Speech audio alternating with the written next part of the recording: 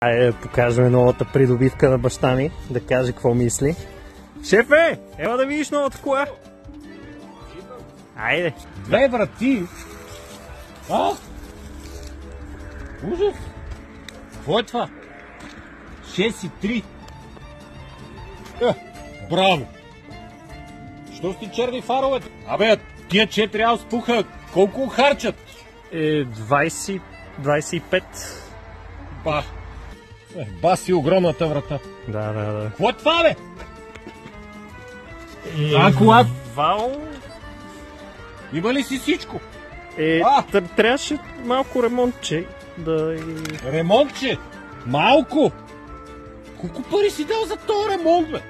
Да не забравяме, че дори и старите луксозни коли си се поддържат като луксозни коли. И съответно майстора, който го прави, е много важен, защото като ги вземеме след лош майстор, винаги се личи. Като имате да ремонтирате такива коли, по-добре ми звъннете на мен, аз знам къде да ги направим най-качествено.